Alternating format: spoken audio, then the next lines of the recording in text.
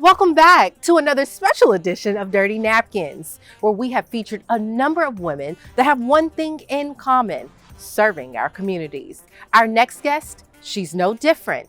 Dr. Lakeisha Richardson, an OB-GYN working in the Mississippi Delta, fighting against the disparities in maternal health. The table is set.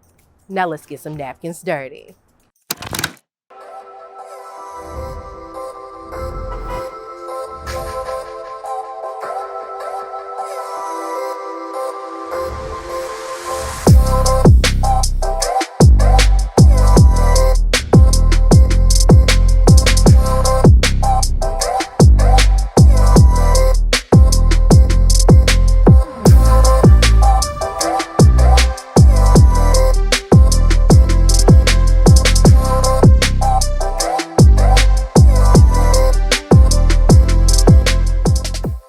What's up, guys? I'm Tyler again. We're now here in the coop on the 4th floor. The coop is named after Cooper Manning. We offer high-end cocktails. We offer great food service. Our patio and atmosphere have driven the Coop Bar to be the #1 rooftop bar in Oxford for several years in a row. And I'm very excited to show off the cocktails and food items we have to offer up here.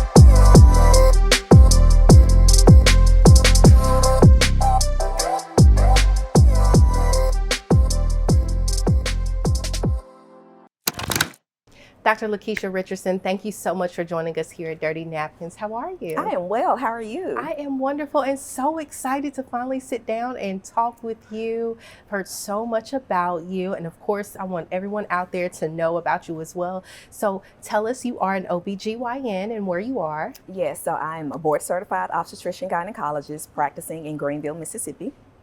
And what brought you to Greenville? So originally I'm from Indianola, Mississippi, and I've always wanted to come back home and kind of help change some of the disparities in healthcare in the Mississippi Delta. So what better place to practice than 30 minutes away from home? Wow, wow. And so tell me a little bit, are you married? Yeah, so I am married to Dwayne Richardson, who's an alumni of Tougaloo, but he's also the current sitting district attorney for Washington, Sunflower, and LaFleur counties. We have 3 beautiful children: Damien, who's also an attorney; Alexis, who's a sophomore at Xavier now, and then our youngest, Kennedy, is a freshman in high school. Wow. Yes. Talk about some young scholars that you guys are raising. Wow. And they have grown up in the Delta as well? Yes. Yes. Wow. So how is that, growing up in the Delta, raising children in the Delta? What has been the differences in how you were raised and how you have decided to raise your children? Well, it's been a blessing. Growing up in Mississippi, you're always surrounded by family. So in what I do and the hours that I work, and my husband being a professional as well, it's been a blessing to have family to help us raise the children, for sure. It definitely takes a village in a community, and having aunts and cousins. And so that's allowed them to be immersed in culture and to stay, true to our roots. And so that's always been important to us. I think we've made a sacrifice, though, in some of the things that they've had access to. We try to provide the best education we can, given in the situation that we live in. And then other things like piano and ballet and violin, they kind of missed out on those things. But I think that the balance it's been perfect, and they're thriving in their communities. So I think, it's been we made the best decision. It absolutely sounds like they have been thriving, and I mean, definitely admirable to see that you have stayed here in your community. I know there are a lot of programs that Mississippi is trying to put on and offer other professionals, whether they're doctors or teachers, to actually come back and be in their community. So it's wonderful to hear that you have raised your children in your own community. And listen, when they say it takes a village, yes, it takes a village. It does. I have 3 babies of my own, and so you know. Yes, and we're just getting started. They are 7, 5, and 1. Oh wow. Yes. So I understand if I didn't have my community of girlfriends and in-laws. Wow. So definitely having that circle around you is a huge deal. So tell me, what got you in the medical field? Well, originally, when I was a freshman in high school, unfortunately, my grandfather passed away from a massive heart attack while I would think I was probably my second week into my freshman year. So for me, that was just devastating, again, coming from just a close-knit family and losing someone so close to me. And that's when I originally started thinking about healthcare and the impact that you can make in a small town. And then I realized that we didn't have any doctors that looked like me in my town. And then I started questioning whether my grandfather had gotten the appropriate care, whether he was on the right medications, if things like that could have been prevented. So from that point, I've always loved science, but then I was like, okay, maybe I can go into healthcare and make a difference in my community so that this doesn't happen to another family. And so from there, attending Xavier University at the time was #1 in placing African Americans into medical school. So I was at the right place at the right time, and the journey has just been amazing from there. That is phenomenal. So tell me, what are some of the challenges that you have seen coming back to the Delta to work? Of course, in Mississippi, it's going to be finances. Unfortunately, I do practice at a hospital that is one of the hospitals in the number of hospitals in Mississippi that's on the brink of closing. We struggle with not having enough money to recruit more physicians. We struggle with a shortage of nurses and ancillary staff. You're working with outdated equipment. So finances is always an issue when you're in rural Mississippi, just having a hospital that's never fully funded, making decisions between, nurses or equipment so it's always been a struggle the entire time that I've been in Mississippi Delta, just working with the amount of money that we have and the access that we have. And I'm really curious, the number of OB-GYNs that look like you that are in the Delta area. Do you know? In my town, there are 2. 1 male and 1 female. The next closest town would probably be Clarksdale, Mississippi. Wow. And so what does that make your caseload look like? Oh, it's busy. It's busy. Nationally, there's a shortage of obstetrician gynecologists, but definitely in Mississippi, there was a point in time where OB-GYNs were being sued and having these outstanding lawsuits. So a lot of OB-GYNs left Mississippi at that time because of, lawsuits and the cost of malpractice. So, and then just from there, I don't think we ever truly recovered in recruiting OB-GYNs back to the state. And so you like to particularly focus on maternal Black health. Yes. And tell us why. Well, Mississippi, unfortunately, has one of the highest maternity mortality rates in the country. And then for African American women, that number is even higher. So, when women go in to have a baby, which is supposed to be one of the happiest times in our lives, and either they don't survive childbirth or within that 6 to 12 week postpartum period, they have a catastrophic event, something's wrong. We're not a third world country. This shouldn't be happening in America. This shouldn't be happening in Mississippi. Women should be allowed to, have children and to survive childbirth. And so that's always been a very big factor for me, especially when it affects women of color so disproportionately. And why do you think, let's say when we don't have Black doctors, why do you think that the disadvantage, you hear a lot of people say they don't believe me. Why do we see that? One, because they don't take African American women's complaints seriously. Sometimes they just assume. And then there have even been studies shown where they don't think that, for pain, for instance, they don't think that our pain is related to, other patients' pain population. Another thing is just access to care, getting Medicaid being fully funded, Medicaid being available after 60 days after delivery. A lot of people assume that pregnancy ends at 6 weeks or after you have the baby and that most women are healthy. But in Mississippi, when you're dealing with a high population of chronic hypertension, maternal obesity, diabetes, these women have high-risk pregnancies that need care beyond 60 days. So with this Medicaid expansion, I think that's going to be huge for Mississippi. I think that's going to be even huge or bigger for African-American women in general. Yeah, that was my next question, to really ask you the economic justice impact on the Medicaid expansion here in Mississippi. I think most people originally were thinking, oh, we don't have the money to spend, but overall it's going to save us money. If you think about the cost of having a full-term baby is about $6,000. When you look at the cost of having a preterm baby that goes into the NICU, it's about $110,000. So if you can just decrease the number of babies that you put in the NICU every year by expanding Medicaid and allowing women to have more access to care, longer access to care, preconceptual counseling, more access to birth control after delivery, so that we increase the length of time that women have babies between each pregnancy, which decreases the risk of preterm birth. I think overall we're actually going to save money, but I think this Medicaid expansion is going to put more money in rural hospitals where it's needed. Wow. And what do you think needs to be done to get more doctors in the rural area? One, we need to make better communities, and which is why I love working with Oxfam, just the diversity of the group and the women that are in the group, which is why I immediately said yes, because I think that when you look at small problems, you have to think beyond the box.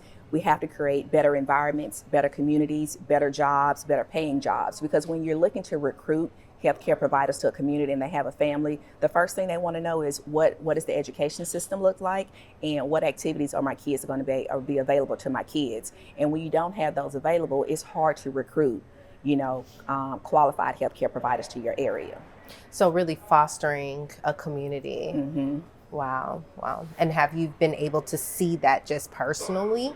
I see it slowly happening. A lot of physicians that in my hospital are all homegrown. So most of us are from either Indianola or Greenville. And so having us back, and we're all young, about the same age, we all train together. And so I think we are creating a community, a tight-knit group of physicians, and we all have families. And so now we're recruiting younger physicians saying, it's possible. We know that you love to live in a large city with more access, but hey, we have a great community here. Our kids are thriving. We have great private schools. We're creating sports complexes so your kids can play softball and baseball and basketball. So we're working on it. It's a work in progress, but I do see it happening. And it's promising to see that, that small towns are thriving and reviving.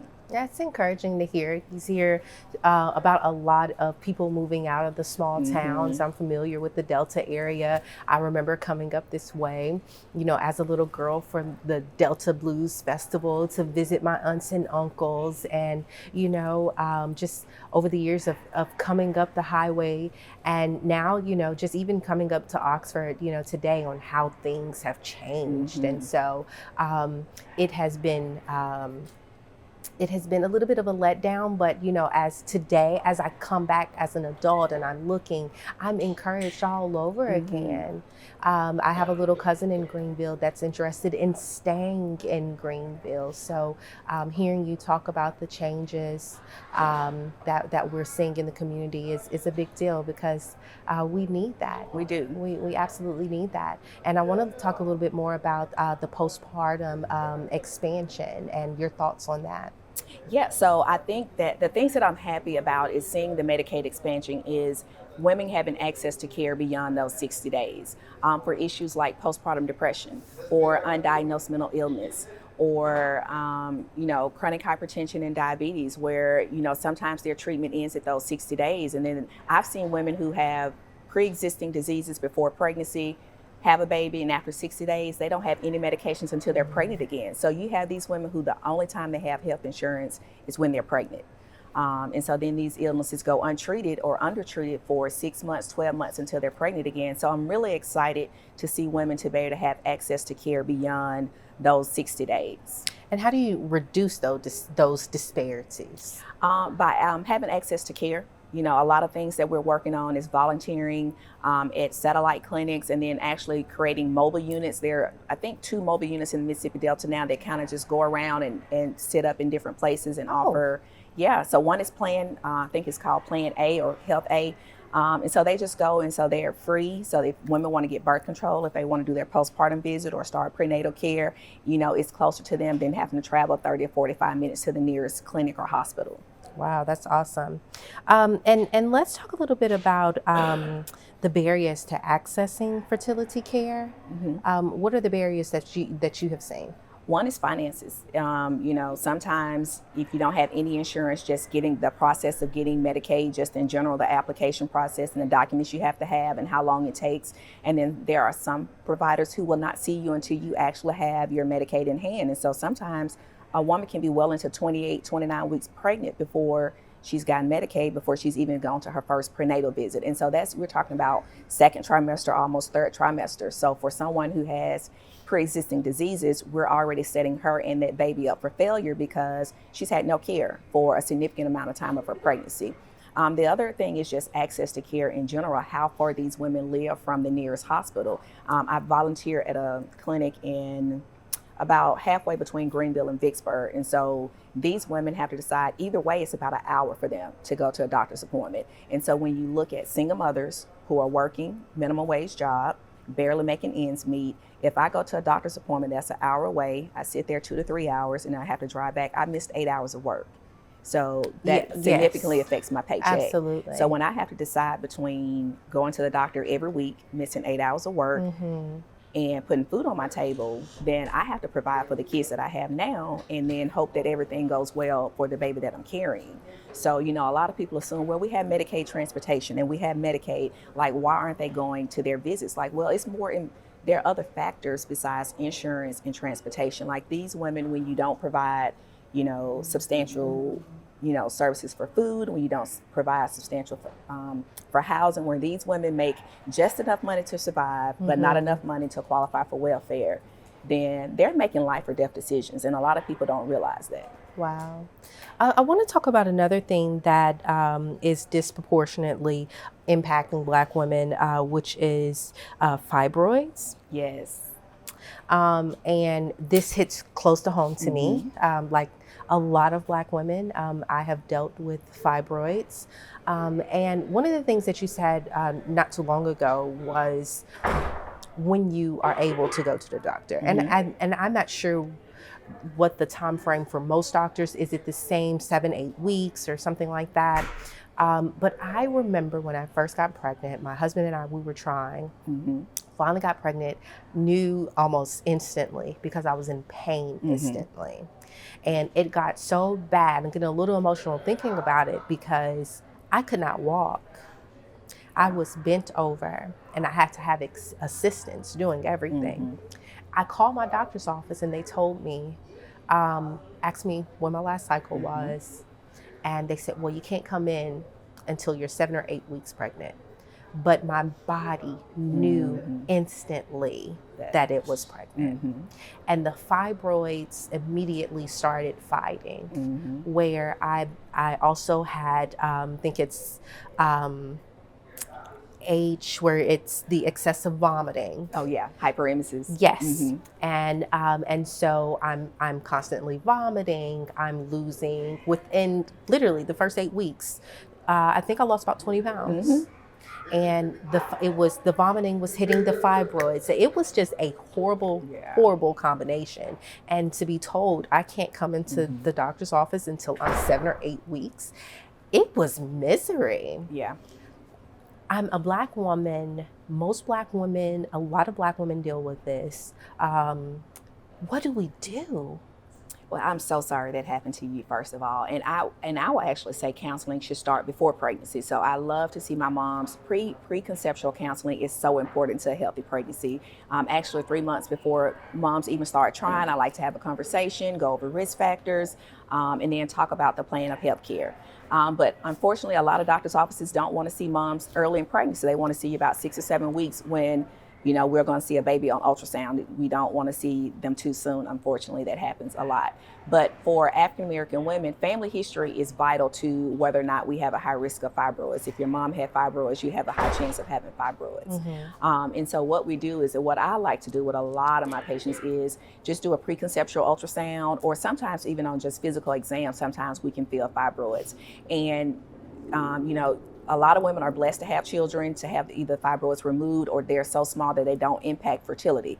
Unfortunately, a lot of women find out too late, and their fibroids affect their fertility, and they're never able to have kids. So I do a lot of referral to reproductive endocrinology for African American women, so they can discuss, myomectomy, so they can discuss even if they want to freeze their eggs. If you have to have a surrogate down the road because of fibroids. But if we're not having these conversations, then a lot of women don't know. They don't know the questions to ask. They don't know the symptoms to have. And if you're having heavy cycles, more than likely you probably have fibroids. Oh, wow. And what's so interesting about you saying this, even with the pre-consultation, my husband and I have been trying for a while. And so I went to my OB, who she does not look like you and I. Amazing woman, don't want to take away from that at all. But I did go to her in the beginning because I wanted to make sure we were all good. We've been trying, we're newly married. I thought it was one and done. This is how it's supposed to work. And so I go and she's like, oh girl, you're good, just go keep trying. But if it was someone who looked like me, maybe she would have asked me questions about my cycle, how heavy your cycle is, or let's just, look to see, because they may know automatically fibroids could be an issue. Yeah. And when I did get pregnant and they did do the ultrasound and they saw the baby and the fibroids, they were amazed that I got pregnant. So it is just, again, the significance of having someone that looks like you, that knows, to give you that counseling. And so that conversation, and we're even seeing it more in sitcoms and television shows about, going to get checked and things like that. So it's amazing to hear you encouraging this as well. Yes. Awesome. And so we don't hear a lot about the freezing of the eggs and things like that. I actually recently encouraged my niece to go and get her eggs looked at. What is that process and what does that look like? So usually we'll send you to see a specialist called a reproductive endocrinologist, and then usually they'll do an ultrasound and maybe some blood work just to see where you are in your hormonal level, or see what your ovarian reserve looks like. So a lot of people assume that, I have until I'm 40 and I should still be able to have a baby. Well, sometimes people have premature ovarian failure as early as 35. So you can have a 35-year-old and she can have very few follicles, and even with ovulation drugs, she's still not able to produce enough eggs to even retrieve or to get pregnant. So if you see a reproductive endocrinologist, usually they'll make sure that the uterus is okay, there aren't any fibroids, they'll make sure you don't have any tubal factors, and then it's just like getting pregnant. They'll give you ovulation induction drugs so that you'll ovulate and produce eggs, and then they'll surgically remove those eggs just with a syringe, and then they'll freeze them. They'll make sure they're good quality eggs. They let them get to a certain stage and then they freeze them. So when you're ready to get pregnant, then they'll just add sperm to the egg and then they'll reinsert it into the uterus at an appropriate time. And is this something that is expensive? It's expensive. It is expensive. Yeah. In certain states, though, insurance companies do pay for it. Not in Mississippi, but in certain areas, insurance companies do pay for infertility treatment. Wow. And when we talk about fibroids, there's a lot of women, like if I knew, maybe I would have gone and done that before, dealing with fibroids and things like that. Are there a lot of clinical studies done with Black women and research? There are. So we are still studying fibroids in African American women, still trying to actually delineate the cause, and then treatment options. We're constantly working on treatment options besides surgery for treating fibroids. So there are clinical studies still going on for fibroids. Wow. And what about the government funding? I'm not sure. And what are some steps that we can take right now to help with the numbers when we talk about the maternal disparities that we're seing? So one is to continue to have a conversation, and to be an advocate for each other. So, if we're having conversations, just how's the pregnancy going? How is your blood pressure? Are you going to your doctor's appointment? Sometimes even with our younger moms, I don't think families are involved enough to say, I think we spend too much time and emphasis on the pretty of pregnancy, baby showers, gender reveals, pictures, and not enough about the actual mom and the care of the baby. So nobody's asking her, did you go to your doctor's appointment today? How was your doctor's appointment today? What was your blood pressure? What did the doctor say? And so a lot of times doctors are telling patients what to do and they're disregarding, what we say, and then they're going home and they're still eating our traditional African American diets, with ham hocks and pork. Oh no. Which is not good for high blood pressure in pregnancy or preeclampsia. We're supposed to be on bed rest, but they're still allowing them, to do things that they're not supposed to do. So continue to have open conversations, seek credible information about pregnancy, and not use Dr. Google, as I like to tell a lot of my patients, but also making sure we have access to health care. If you're a volunteer agency or you're doing something, and if you can help a young lady get to her doctor's appointment, if you're an employer, give your moms time off to go to their doctor's appointment. Like, allow them that grace so that they can get the care that they need. Wow. And so let's talk a little bit about after the baby gets here. Yes. What happens to the moms? I've had 3 babies. I'm sure you see it all the time. What is happening to our moms after our beautiful babies are born? A lot. One baby is one thing, but then you have 2 and you bring a 3rd baby home. So without just the family dynamics that's happening, the changes that's happening in our bodies, and then the emotional changes. And so a lot of moms will even have, postpartum blues, but we're seeing a lot of more moms having actual postpartum depression.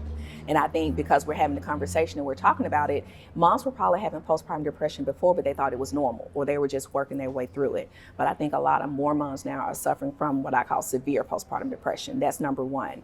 Number 2, we're seeing a lot of women have complications postpartum, whether it's cardiac conditions, heart conditions. We call it postpartum cardiomyopathy, where the heart enlarges after pregnancy, having blood clots. Serena Williams had a DVT after her baby, where it's either a clot in your legs or a clot in your lungs. Sometimes they can be devastating or deadly. Uncontrolled hypertension, postpartum preeclampsia, where they're having seizures. So pregnancy, postpartum extends way beyond having a baby and being discharged home 2 to 3 days. These women actually do need close follow-up, continued follow-up for about a year. We want to make sure that they're doing well, make sure that their pre-existing conditions are well controlled, and making sure that they're not developing complications from pregnancy. Now that I didn't know, up to a year. Yes. And you feel like when you get close to that year mark that, okay, I should start feeling like normal again and things should be, falling back into place, but they aren't. No. Wow. Yes. And so tell me, you said postpartum blues and depression and severe depression. Tell me, what's the difference between the blues and the depression? So the blues is usually about the first 2 weeks. You're having some crying spells, you're not eating, you're just adjusting. What if I'm still having the crying spells? They never end. So those are the blues, and usually moms come out of that rather quickly. When you start looking at moms who aren't bonding well with the baby, who aren't eating, who are having trouble breastfeeding, who are either sleeping too much or having trouble sleeping, crying all the time, and then having thoughts of hurting themselves or the baby. Now you're talking about depression. If we've gone 2 weeks, 4 weeks, and the symptoms aren't getting better at all, then we're looking at more of a postpartum depression. And so these women need therapy. They may even need to be put on medication. And then I consider severe depression where I've had women actually tell me that they've had suicidal or homicidal ideations and they need hospitalization. Wow. And what can we do as a friend, as a spouse, as a cousin, a loved one? What can we do? One is pay attention. But 2, realize that nobody's doing anything wrong. And then that sometimes family support is not enough. I think in the African American community, we tend to not want to accept mental illness or mental disorders and be like, oh, we'll just pray about it, or oh, she'll be fine, she'll get through it. But if it's been 2 weeks and she's not fine, then it's okay to ask for help. Let's not continue. Let's love on them and support them, but sometimes that's not enough. Why are Black women more likely to experience postpartum depression?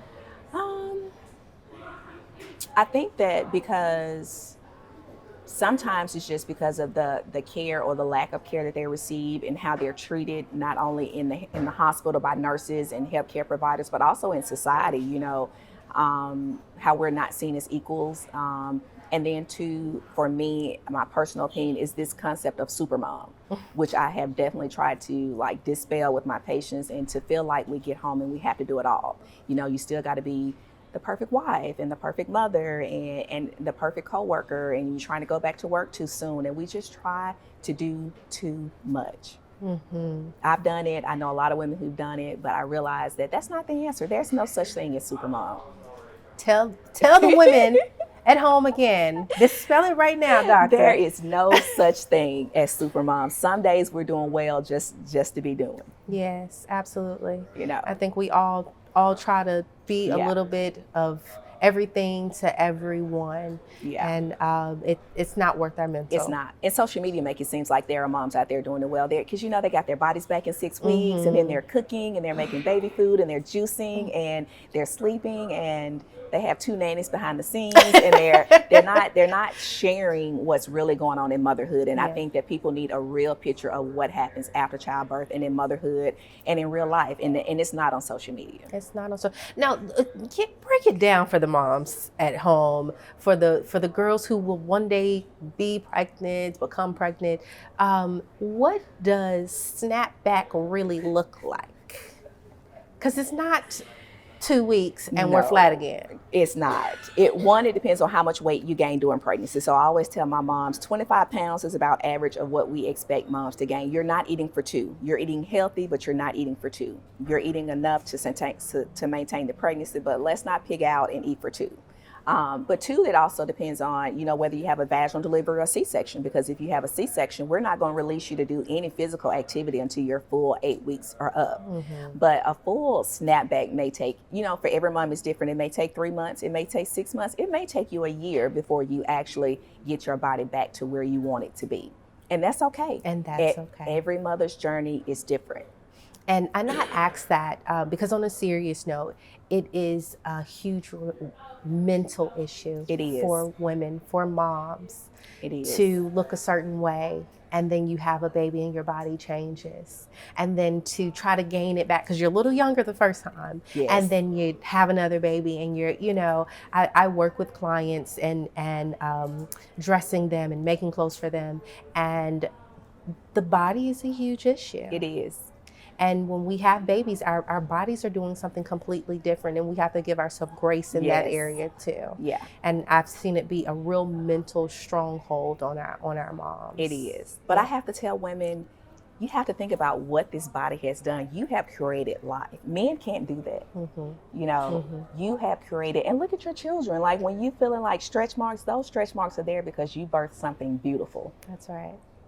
This body has created and given life to, beautiful human beings. And you have to give yourself grace and be grateful for, grateful that you were even able to do that, because not all women are. Grateful that those stretch marks mean that you birthed something. Yes, because that is the true blessing. It is. The true blessing in it all.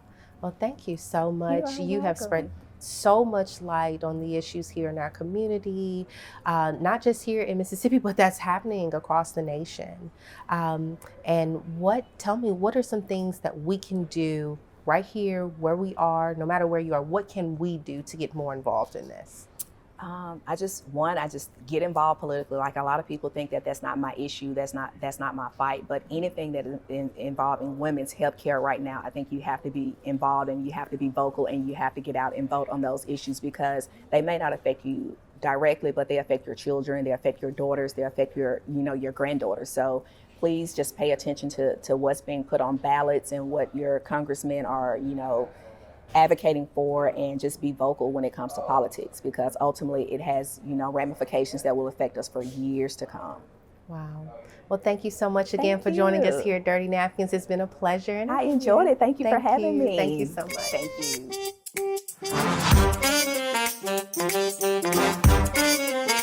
Thank you for tuning in for another episode of Dirty Napkins featuring Dr. Lakeisha Richardson, an Ob-Gyn from the Mississippi Delta. Listen, we want you to follow us on all social media. That's at Dirty Napkins. That's at Dirty Napkins on all social media. And listen, we do want to send a special thank you to Oxfam for sponsoring this special series featuring these phenomenal women. All right, guys, that's my time. It's your host, Nicole.